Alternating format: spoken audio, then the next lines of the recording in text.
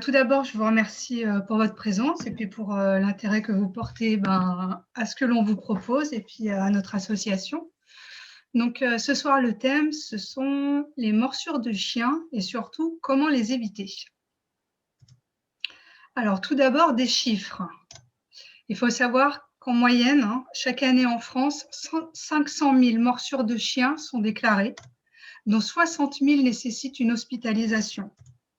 C'est donc la 3e cause d'accidents domestiques.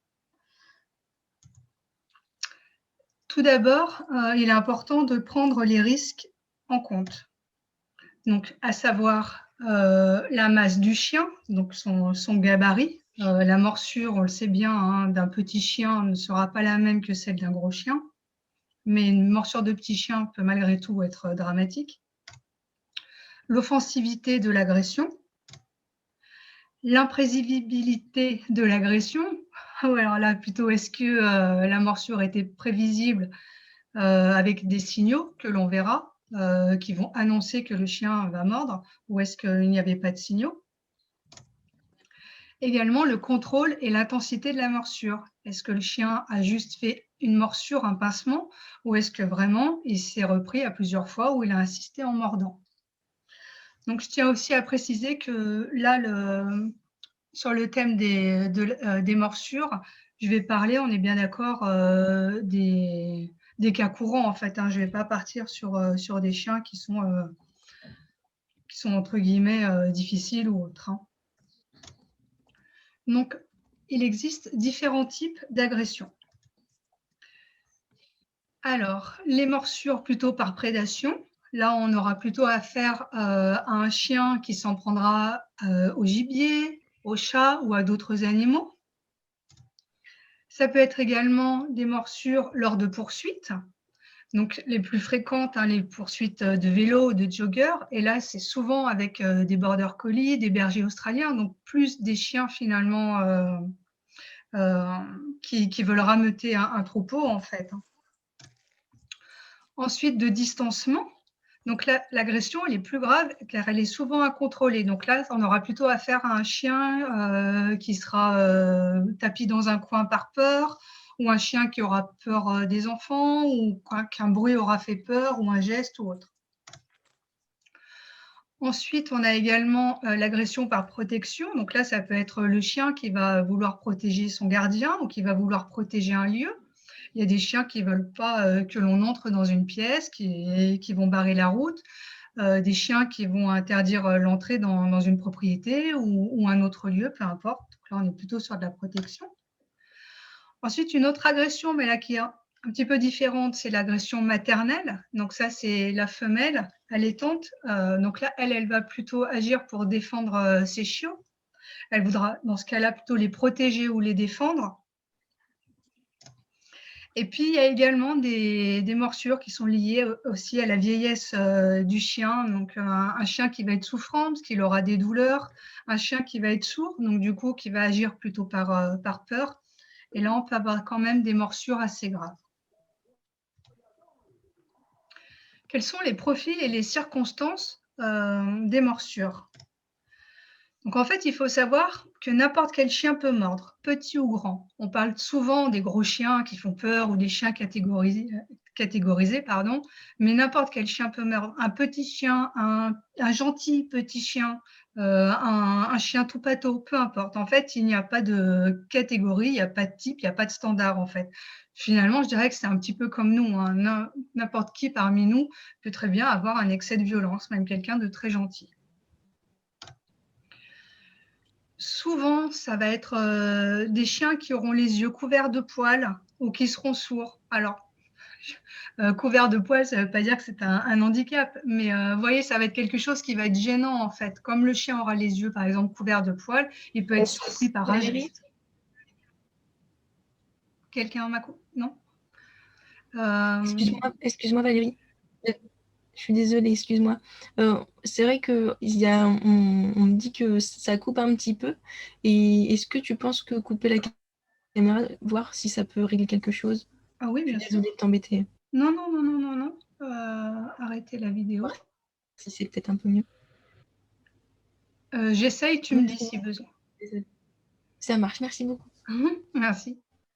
Donc les yeux couverts de poils, donc là, en effet, l'animal peut être surpris parce que du coup, il a moins de visibilité. Alors, un animal qui va être sourd également, pareil, par surprise finalement. Pourquoi ça fonctionne plus du coup?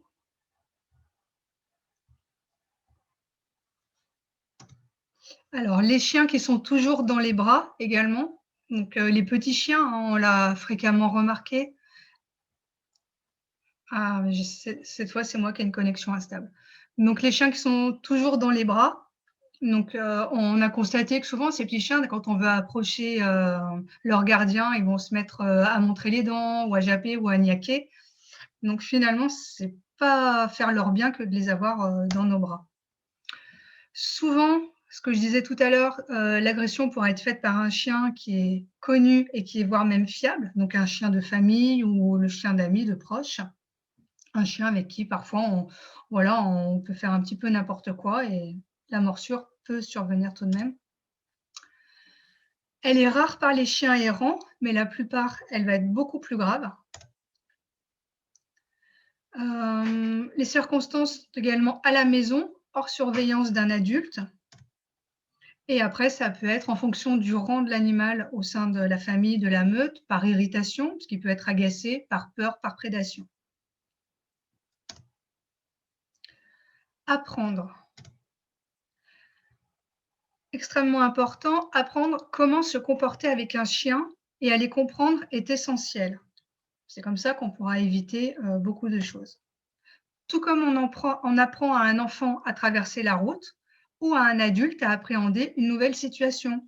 Parce qu'en fait, je pense que même nous, en tant qu'adultes, on a des choses à apprendre par rapport à notre comportement vis-à-vis d'eux. L'animal n'est pas une peluche. L'animal est un être vivant avec des émotions et des réactions qui lui sont propres, tout comme nous. Donc, comme je disais tout à l'heure, hein, voilà, des fois, nous, en tant qu'humains, alors je ne fais pas du tout d'anthropomorphisme, mais c'est pour montrer que finalement, leurs réactions sont tout à fait normales. Nous, en tant qu'humains, voilà, parfois on va être fatigué, donc on va être plus réactif à une contrariété. On ne sera pas d'humeur également. Enfin voilà, et pour un animal, un chien, ça va être la même chose. Il ne faut pas oublier non plus que le chien est un prédateur. Donc voilà, tout ce qui s'agit de morsure, ça reste quelque chose de normal pour lui, même si ce n'est pas une raison pour le tolérer, mais c'est quelque chose de normal. Et le chien de la maison n'est pas forcément comme celui que l'on croise dans la rue. C'est pas parce qu'à la maison, on aura un gentil patapouf que le même patapouf dans la rue voilà, sera aussi sociable que le nôtre et qu'on pourra l'approcher de la même manière ou lui faire les mêmes choses. La morsure, c'est un moyen d'expression. Donc la morsure, dans le langage des chiens, c'est quelque chose de normal, c'est un moyen de défense. Autant le chat, lui, va griffer, l'humain va taper et le chien, lui, il va mordre quand il ne sera pas content. Donc c'est son moyen d'expression à lui.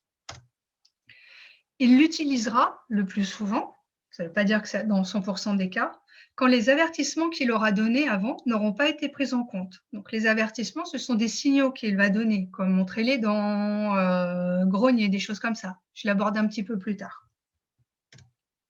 Ou parce que la socialisation n'aura pas été faite, c'est-à-dire qu'il n'aura pas été en contact soit d'enfants, soit de certains bruits, soit d'autres animaux, ou que les codes au sein de la famille n'ont pas été correctement établis, c'est-à-dire que du coup, il ne sait pas trop où est sa place, donc à sa manière, il s'impose.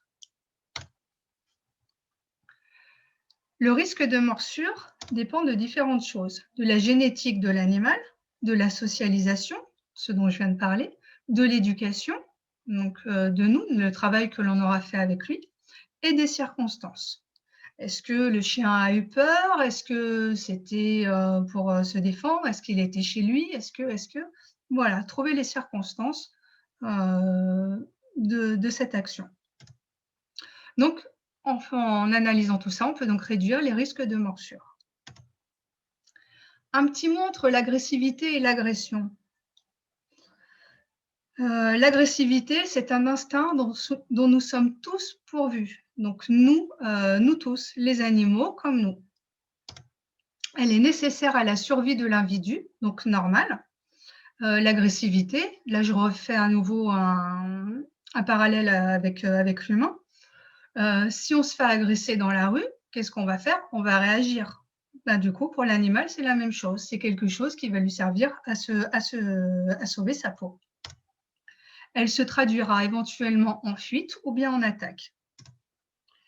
Et extrêmement important, ne pas empêcher un chien de grogner. Grogner, il nous prévient qu'il risque de mordre. Donc, si on empêche un chien de grogner, il peut y avoir morsure sans être prévenu en amont, sans signe en fait. Et ça peut être beaucoup plus grave. Et l'agression, quant à elle, c'est le passage à l'acte. Donc, dans le cas du thème de ce soir, la morsure. Les morsures, c'est souvent une histoire d'incompréhension. Quelque chose ne fonctionne pas clairement dans la relation chien-famille au sein du foyer. Ça veut dire que le chien ne sait pas trop où est sa place. Donc là, il y aura un travail à faire de la part des gardiens pour remettre des choses en place, pour que le chien se sente à sa place et que la relation soit du coup plus claire, plus fluide. D'où l'importance de connaître le langage et le fonctionnement canin. Donc le langage, ça va être ce que j'évoquais tout à l'heure, donc ses postures, ses signaux, et le fonctionnement canin. Par exemple, on voit bien que la maman, quand son chiot se comporte pas comme il le devrait, eh ben, elle va le grogner ou elle va le mordre. Enfin voilà, elle va faire quelque chose comme ça. C'est très intéressant en fait de voir comment ils se comportent entre eux pour que nous après on ait également une cogite, si je puis dire, différente et plus logique. Et du coup, comprendre la relation du point de vue canin grâce à la connaissance des codes de l'espèce. Plus on connaîtra l'expression canine, plus du coup la relation sera fluide. À chacun sa place. L'humain est le leader et doit s'y tenir. C'est à lui de prendre les décisions et de les imposer au chien. Donc leader dans le sens de responsable. On est responsable de nos enfants, on est responsable de notre chien. Donc du coup, de mettre des règles à la maison, c'est quelque chose de tout à fait normal et de bénéfique pour tout le monde. En particulier dans les domaines de l'alimentation, du territoire. Donc tout simplement déjà, parce que c'est nous qui lui donnons à manger, c'est nous qui ouvrons la porte pour le faire sortir, etc. Le leader, du coup, l'humain, il est le repère pour le chien. Il est rassurant, stable et fiable. Donc, c'est quelque chose de très bon pour lui.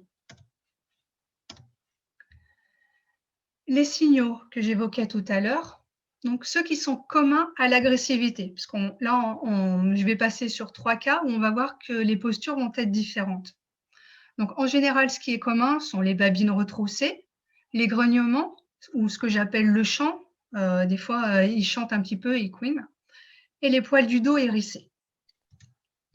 Donc, lorsqu'il s'agit du chien menaçant agressif, là, il s'agit d'un chien qui va être sûr de lui, un chien agressif. Et il aura ce comportement souvent lors de défense de ressources ou de territoire, lorsqu'il va vouloir s'imposer. Donc là, c'est le chien que l'on voit en gros plan, hein, on est bien d'accord. Donc, on constate que ce chien, il a une position haute, il est bien campé sur ses pattes. On ne voit pas très bien, mais il a une espèce de petite crête là sur le dos, les poils du dos sont hérissés. La queue également est hérissée, elle double volume, elle est relevée, elle bat de gauche à droite. Il a un regard noir et fixe. Il regarde du coup son rival, il le fixe bien dans les yeux, les oreilles bien dressées, il montre les dents et il a les babines retroussées. Ensuite, on a le chien agressif dissuasif. Donc là, on constate qu'on a un chien qui va être différent. On voit ici que sa queue est basse. Donc là, on a un chien qui va se sentir agressé, mais qui ne sera pas spécialement peureux. La queue entre les pattes, contrairement à l'autre. L'arrière-train baissé. Parfois, il est même un petit peu plus baissé que ça. Il garde également les poils hérissés. À la différence de l'autre, on constate ici que les oreilles sont plaquées en arrière. Il garde également un regard fixe et noir. Il montre les dents et il a les babines retroussées. Et ensuite, ça peut être également une morsure par un chien peureux. Donc, un chien qui va être malade, qui va être acculé, qui va être apeuré. Donc, on voit là que la posture est totalement différente. Là, on a un chien qui va être replié sur lui-même avec une posture extrêmement basse. Lui, il est complètement couché. La queue basse entre les jambes, avec parfois de très légers mouvements. Contrairement aux autres, il a un regard qui va être détourné. Il va aussi cligner des yeux. Les oreilles seront plaquées en arrière. Et lui, il ne montrera pas forcément les dents, il va plutôt se lécher les babines. Et il arrive qu'il chante également. Donc là, ce sont 3 chiens voilà, qui risquent de mordre, hein, si on insiste.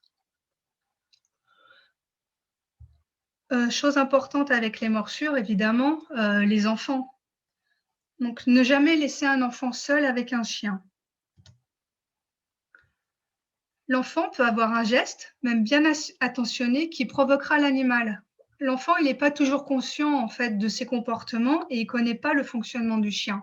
Donc, un enfant peut très bien courir vers un chien pour vouloir le prendre dans ses bras et le chien ne veut pas ça du tout. Et le chien, pour se défendre, du coup, eh ben, il peut mordre. L'enfant n'aura rien fait de mal en fait. Hein. Il connaît juste pas le fonctionnement du chien. Ce qui est dangereux aussi, c'est que voilà, les enfants sont souvent avec la tête au niveau de la gueule du chien. C'est pour ça que beaucoup d'enfants se font mordre au niveau du visage.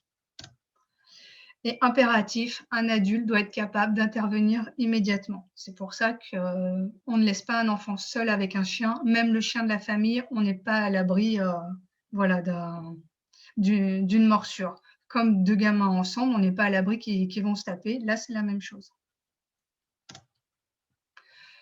Les codes canins avec les enfants. Le plus tôt possible, il faut leur apprendre tout ça. Leur expliquer, entre autres, que les grognements du chien, ce ne sont pas des ronrons, comme les chats, et que les babines retroussées ne sont pas des sourires. Parce que l'enfant interprète bien souvent ces signaux-là comme ça, en fait. Il croit que c'est rigolo, il croit que c'est gentil, mais non, pas du tout. Donc, bien lui expliquer. Également, ne pas laisser un enfant aller seul vers un chien, alors surtout un chien inconnu. Lui apprendre à demander s'il peut caresser un chien inconnu lorsque l'on est dans la rue, par exemple. Et également lui apprendre comment l'approcher et le caresser. Donc, c'est ce que je disais, pas courir après un chien, pas y aller en criant, etc. Les âges à risque pour les enfants. 40% des agressions ont lieu sur des enfants de moins de 15 ans, dont 16% sur des enfants de 1 à 5 ans. Ça fait presque la moitié. Excusez-moi. Alors, le nourrisson peut être mordu plutôt par irritation, en fait. C'est que le chien aura été agacé par les pleurs du petit ou autre. Après, c'est plus rare, mais il peut être aussi mordu par rivalité. De 1 à 4 ans, l'enfant est inconscient des dangers. Il peut parfois être violent. Donc, en fait, de 1 à 4 ans, l'enfant, il prend le chien un peu pour son jouet ou voilà, il va aborder le chien, pardon, de manière un petit peu trop spontanée. Donc là, ça peut être un risque parce que le chien n'a pas forcément envie ou le chien peut avoir peur. Et puis également, l'enfant peut parfois être violent avec le chien. L'enfant, par frustration, parce qu'il aura été disputé par ses parents, peut s'en prendre au chien. Ça arrive assez fréquemment. Donc éventuellement, il va mettre un coup de pied au chien une fois, un coup de pied au chien une deuxième fois, et puis la troisième fois, le chien n'aura plus envie de recevoir le coup de pied, donc il peut niaquer l'enfant. De 5 à 10 ans, les morsures peuvent avoir lieu lors de jeux, parce que les enfants vont être turbulents. Donc, ça peut soit faire peur au chien, soit ça peut l'énerver ou le fatiguer. Et de 11 à 13 ans, l'enfant n'est plus considéré comme un chiot, mais comme un potentiel rival. Parce qu'il faut savoir qu'aux âges antérieurs, le chien considère encore l'enfant comme un chiot. Alors que là, avec les hormones, du coup, il se rend compte que le petit enfant, le petit humain, il est en train de devenir grand et que du coup, il risque d'y avoir une certaine rivalité à la maison. Donc, pour une question de place, le chien peut des fois se rebiffer. Ensuite, les morsures peuvent avoir lieu également lors d'excitation pendant les jeux.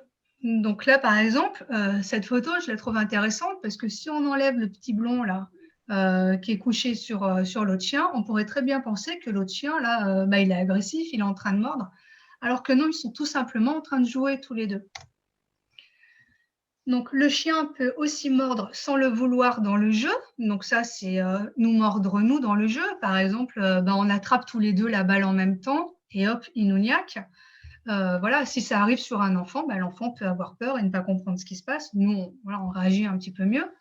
Ou alors, on essaye de lui attraper un bâton et il nous mord. Enfin, voilà. Dans le jeu, il peut mordre sans le faire exprès.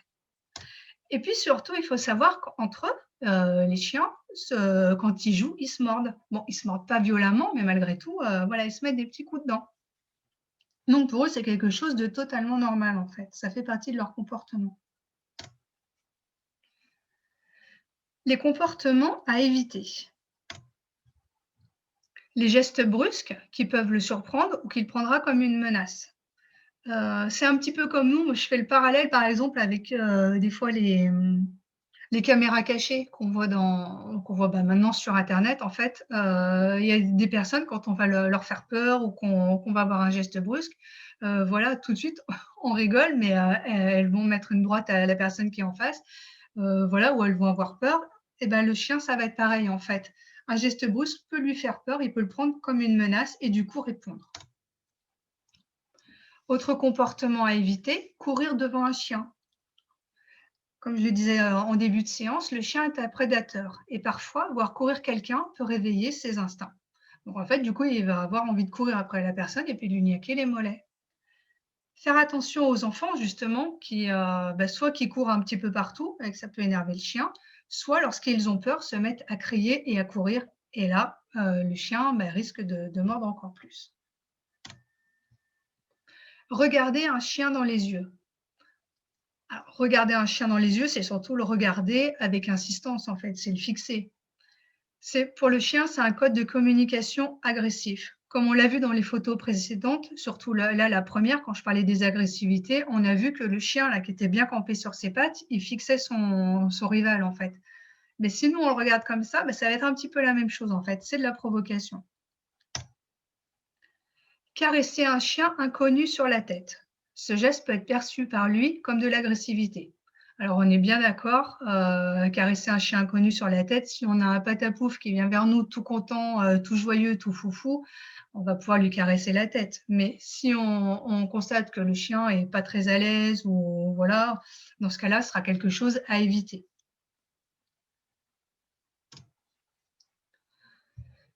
Ne pas s'approcher d'un chien blessé ou souffrant sans se mettre en sécurité. Par peur ou par douleur, même le plus gentil des chiens peut mordre. C'est quelque chose de normal. C'est comme nous, quand on a mal quelque part, on n'a pas forcément envie d'être touché, quoi. Soit parce qu'il aura mal, soit parce qu'il se sera senti menacé. Donc c'est sa façon à lui de repousser, en fait. Ne pas déranger un chien quand il est tranquille. Donc, tout comme nous, le chien a le droit d'être tranquille et de dormir en paix. Donc, éviter quand il est dans son dodo, quand il dort, d'aller l'embêter. Quand il a envie d'être tranquille dans son coin, pareil, le laisser tranquille, tout comme nous, en fait. Alors, c'est surtout très important avec les enfants qui ont tendance à aller dans le dodo du chien pour l'embêter. C'est vraiment trop dangereux, finalement. Et surtout, arrêtez de mettre la main dans la gamelle du chien quand il mange. Ça, il faut le laisser vraiment manger tranquille. Sinon, ça peut engendrer chez lui non seulement de l'anxiété et de l'agressivité, mais je pense qu'il n'y a rien de plus désagréable que quelqu'un qui nous pique notre bouffe lorsque l'on est en train de manger. Pour lui, c'est la même chose, en fait. Donc, on le laisse manger. C'est sa gamelle, c'est son moment à lui. Il a le droit d'être tranquille. En fait, la réaction qu'il a, finalement, est tout à fait normale, quoi. Une éducation en douceur et en complicité. Le chien peut mordre quand on veut le faire obéir s'il n'est pas à sa place au sein de la famille. En fait, si dans la famille, il y a une personne qui dit oui et une autre qui dit non, le chien, du coup, il ne se sent pas trop à sa place. Donc, il faut bien que tout le monde soit cohérent. Remettre en place les règles de la maison pour qu'il apprenne à nous respecter. Donc, ça peut être tout simplement déjà les réglages alimentaires, les choses comme ça, le faire sortir passer la porte juste après nous, des petites choses comme ça. Des solutions différentes. Avec tous ces exemples, on voit que chaque cas est différent et nécessite donc un accompagnement différent. Et surtout, un accompagnement personnalisé. Un animal qui mord, c'est pas le même contexte, le même environnement, la même raison qu'un autre animal qui aura mordu. Il n'aura pas la même famille, ça ne sera pas la même espèce, il n'aura pas été élevé de la même façon. Donc vraiment, tout est à prendre en compte lorsqu'on va faire un travail là-dessus. Ne jamais le réprimander physiquement ou verbalement s'il a un comportement agressif. En fait, là, il n'y a rien de tel pour casser la relation avec son animal. L'animal, du coup, il risque d'avoir peur de nous. Je pense que personne d'entre nous n'a envie que son animal ait peur de nous. C'est pas une relation, c'est pas la relation que l'on souhaite, que l'on aime. Et voilà. Également, ça va pour lui provoquer de l'anxiété et également de la peur, comme je viens de le dire.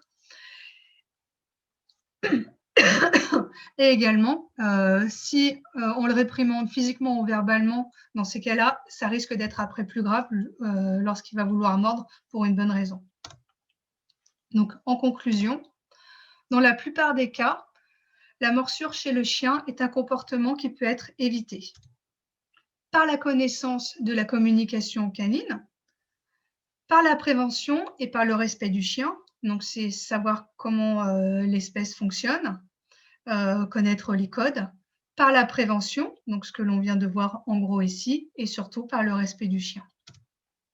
Grâce à quoi l'humain sera capable d'éviter des tensions, des accidents, protégeant ainsi ses proches et son chien. Parce que trop de chiens, du coup, vont être abandonnés parce qu'ils auront mordu, risque l'euthanasie, des choses comme ça, et c'est pas ce qu'on souhaite. Donc voilà, si on apprend à se comporter comme il faut et avoir une bonne relation avec eux, on pourra éviter ça. Et pour finir, parce que moi j'aime bien finir sur des citations, et puis c'est histoire d'alléger un petit peu le thème de la morsure, une citation d'Albert Einstein. « Le chien est très intelligent. Il est désolé pour moi parce que je reçois tellement de courriers. Voilà pourquoi il essaye de mordre le facteur. » Et voilà, je vous remercie pour votre présence et j'espère vous avoir appris des choses. Merci.